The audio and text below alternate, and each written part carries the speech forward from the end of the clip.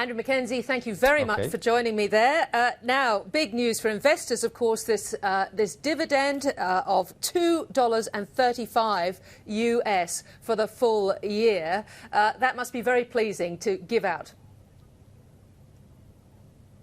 Very much so. I mean, it's been quite a few years in the making. A lot of hard work in simplifying the portfolio, strengthening the balance sheet, and really getting much more efficient in the way in which we use our cash, whether it's in capital or in costs. Yep. So Andrew, and of course, it's coincided. Is this as good as it gets, I guess, for the shareholder point of view? Well, I mean, that sounds a little bit a bit defeatist. I mean, clearly we've enjoyed a period of high prices, which have coincided with solid operating performance. But I'm optimistic we can continue to improve that operating performance and therefore make ourselves more efficient. And we have a portfolio effect. Yes, we've had some good prices in iron ore and metallurgical coal, but our copper prices and our oil prices have not been so strong. And the portfolio works that, when the cycles move around, not all of the commodities move together. And so I still think there's the opportunity to break records in the future as well, particularly if we do a good job with our transformation agenda to make ourselves even more efficient, both with our capital and with our operations. And the portfolio performs in the way it's designed to perform. Right. The dividends obviously were partly possible because of the sale of US shale, which you completed, and also, as you mentioned, some of these tailwinds, particularly in iron ore. Going forward, Andrew, how do you see the iron ore price now? Because it has slipped a bit in recent times, hasn't it? Yeah, this final dividend is not related to the sale of shale. We separated that. And so, in addition to the dividend that you mentioned, we already paid another $10 billion back to shareholders. So this dividend is down entirely to the prices and to the very strong operational performance. Look, the iron ore price has now corrected because some of the stronger demand from China has been a little less strong, but more importantly, we're seeing the production. The production sort of losses that have been related to Brazil and indeed Australia being steadily made good, and I think the market's more or less at equilibrium now, and the price reflects that. The trade war between the US and China, I think you say, hasn't hit the company yet. Are you concerned that it will hit, and if it does, in what way? Well, why it hasn't directly, it has hit the company because there's no question it's affected the oil and the copper price in the way that I've just described, as people get concerned about the additional risks that poses to global economic growth in the medium to longer term. And of course, ultimately that can affect other things as well. What it hasn't affected is some of our sales to China. The demand, particularly for met coal and iron ore, and particularly for high quality of that, remains really strong, and that's underlying these results. But we are anxious, about a range of things happening around the world, which is rejecting the power of globalization, the power of large companies like ourselves, our involvement in global supply chains, challenges to the independence of central banks. Just a general rejection, whether it's from the right or the left, of the principles of free enterprise, of free markets, of free trade, of free competition, without tariffs and without subsidies.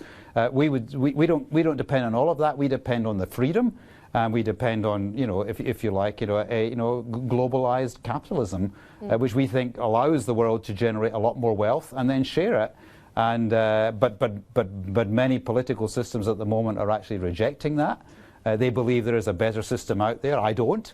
And but the more that cuts through, whether it's in a trade war, or it's in election results, or it's in policies, then of course we're anxious that things won't be as well as they might be. But I would say that all things considered, that will affect all parts of the economy. Right. And I think mining will be probably less affected, and BHP will be least affected. So we're a good hedge against this happening. We'd rather not be that hedge. We'd rather actually enjoy a greater economic growth and profit from it through an ever more efficient stewardship of BHP. Right, and coming back to the business, you talked today about a spectacular operating performance. You're now the lowest cost iron ore producer. But I guess some in the market were a little disappointed with that operating performance. And, you know, there was that train derailing, there was the fatality, and there was pressure on costs. I mean, could it have been even better for shareholders, I suppose? Well, I think I would say it the other way around. We have delivered a very, very strong operating performance. And yes, it could have been better. Yes, we could have had fewer incidents, but most of the industry has incidents. We had a bit of bunching of those incidents. Some of them were weather-related, and we need to get better at weatherproofing, but we can't avoid them completely. Some of them were entirely in our control, and we have plans to improve our maintenance. We spend enough, but our maintenance processes, you know, to enhance our asset integrity and to make our operations more stable and more reliable. We've made a lot of strides, but we can go even better. So that's why, you know, early on in this interview, Tiki, I said it may not be the best. Yeah, I mean, the best in many ways may be yet to come, yes, because of the way in which we're transforming our company to make ourselves even more efficient operationally and even more efficient with our capital. Right, and the other side of that, of course, is growth. Now, there are a number of directions that you could look at major investments. People talk about potash and more in copper and then the Scarborough. But you are, at the moment, holding back on major investment decisions there. Well, we are investing in a significant way. We have 6 major projects underway in oil, copper, potash and iron ore. They're all on time and on budget, so we're performing well. We regularly take a long time to think about projects. You know, we want to get them right. We modularize them, break them into smaller units so that kind of mitigates some of the risk and ultimately improves the efficiency of our spend. You know, we can keep this company going with much lower levels of capital and spend we did in the past. As it relates to Scarborough, well, we caused that opportunity to happen through selling down our 25% of our stake. That brought it further up the queue. We feel that this could be a good and very interesting LNG development in Western Australia. Yes. But we're involved in commercial discussions that I'd rather not talk about. They don't need to remain confidential. But we will do. Well, no, if I just may finish. But we will do what is the right thing for BHP and the right thing for Western Australia. Right. Well, I mean, it is commercial, obviously, but didn't stop Peter Coleman on his results, Woodside results, from actually criticising, I think, you know, both you and Chevron for holding back on negotiations and actually not agreeing to what Woodside would see as a fairly reasonable toll level, in the ballpark of Wheatstone in the past. Why are you hanging back? Look, I'm not going to comment on commercial negotiations. I prefer them to remain confidential. I just reassure you that we will do the right thing for BHP shareholders and the right thing for Western Australia in order to make this project go ahead. But we obviously have to discuss, you know, various shares in the rent that can be extracted through this successful project, and that must remain confidential. All right. Another area I know you're passionate about, Andrew, is the emissions side of things. You've actually committed BHP to looking at pushing on Scope 3 emissions. In other words, encouraging your customers, going out encouraging your customers to look at more emissions control. Now, this is something that Rio Tinto has, Jacques has, but, you know, they're not prepared to go that far. Does this make a huge difference between where investment flows go between the two businesses, do you think? I don't think so. I mean, I think all we've said is that we accept the obligation to work with our customers on how they can reduce their emissions as we reduce ours, because our customers' emissions are actually 40 times the emissions from our own operations.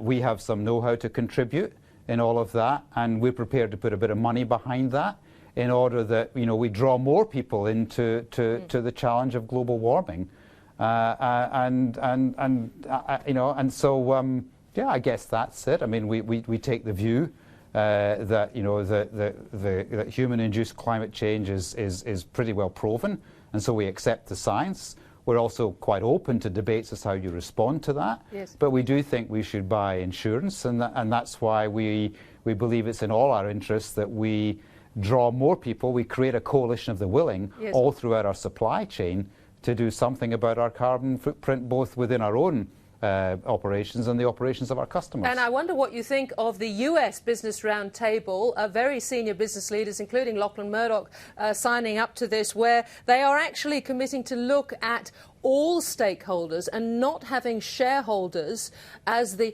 primary obligation of the board. What do you make of that, and would you sign up to something like that?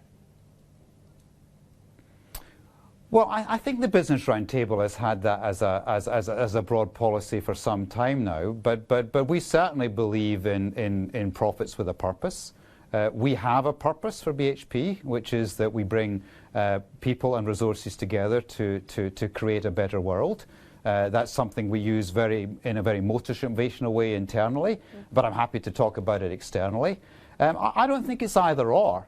My strong view is that the profit motive is incredibly powerful in getting you to do the right thing, and when you put a purpose behind that, then as a result of having a profit motive, you secure that purpose, yes, in a much more effective way. But that sense of purpose also means it drives higher levels of profitability. That is the beauty, if you like, of capitalism, of free markets, of the role of globalization and large companies like us to create more wealth with a purpose, yeah, but also create more well-being. All right. We run BHP on that. We have strong values. Of course, we could sign up to that, but we've been talking that way, I think, for some time. That's why I talk about things like about global warming and one or two other social issues that are very close to our operations. Yep. Finally, Andrew Mackenzie, your outlook. My outlook? Well, I think the world is in a somewhat unstable state, brought about by some of the things we've talked about on this interview, where I think there are many people who think that you can sort of renounce or change the model of globalization and of free enterprise, free markets and free trade. And a lot of politics is now decided that through greater intervention in industry, interference in the work of the central banks, that you'll get a better model. I think you'll get a worse model, and therefore we have to keep advocating for that. But while these sort of straws are in the wind, then we have to be cautious. But we're ready for it. Through our hard work, we've got a very strong balance sheet with a low gearing ratio. We're much better at managing our costs, and we have more cost savings to come, and we can be much more flexible with our expenditure in the past, and we're making a lot more money at lower prices than we used to need much higher prices to do. So we're very resilient in the face of that, and I hope that people come to a different view of the world. But that kind of instability that you start with the US-China trade tensions, it is putting a damper on things, and it could cause a significant downturn. But compared to where we've been in the past, and of course we now have a flexible dividend policy, we're much more able to weather that and continue to look after, I think, cash returns to the BHP shareholder and do the right thing by the world, including, of course, Western Australia. And as I say, a very happy day for BHP shareholders. Andrew Mackenzie, thank you so much for your time.